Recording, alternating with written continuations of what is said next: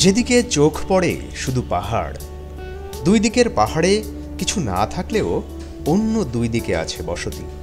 বসতির একটি আবার বিশেষভাবে চিহ্নিত।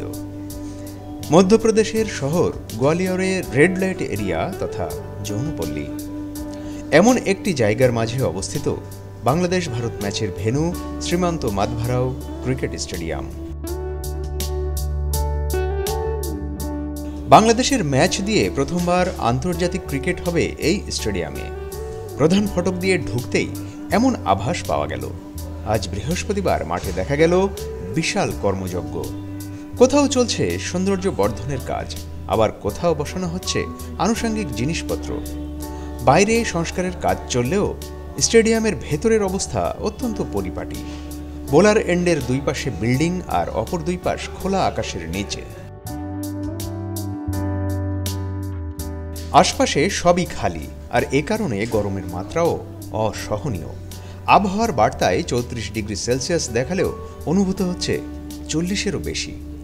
বাংলাদেশ দলও গরমের কারণে নির্ধারিত সময়ে অনুশীলন শুরু করতে পারেনি।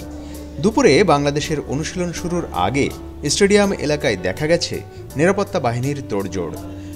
4 কিলোমিটার রাস্তায় জনসাধারণের প্রবেশ নিষিদ্ধ। মাঠের চারপাশে ঘুরছেন পুলিশসহ নিরাপত্তা বাহিনীর সদস্যরা। কিভাবে কোথায় নিরাপত্তা দেওয়া হবে চলছে সেই পরিকল্পনা।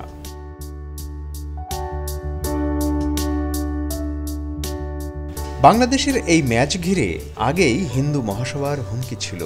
গতকালও স্টেডিয়াম এলাকায় বিক্ষোভ হয়েছে, গ্রেপ্তার হয়েছে প্রায় 19 জন সদস্য।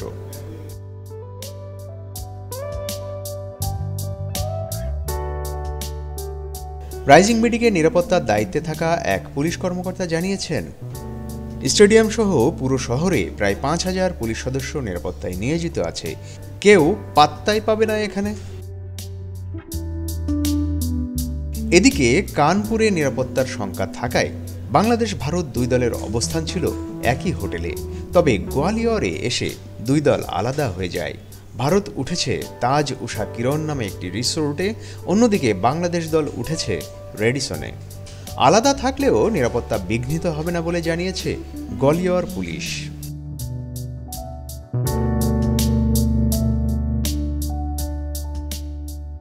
গোয়ালিয়রে সবশেষ ম্যাচ হয়েছে 2010 সালে অরূপ সিংহ আন্তর্জাতিক ক্রিকেট স্টেডিয়ামে।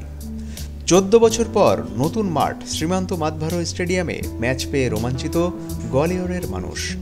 কয়েক ঘন্টায় শেষ হয়ে গেছে 30,000 টিকিট।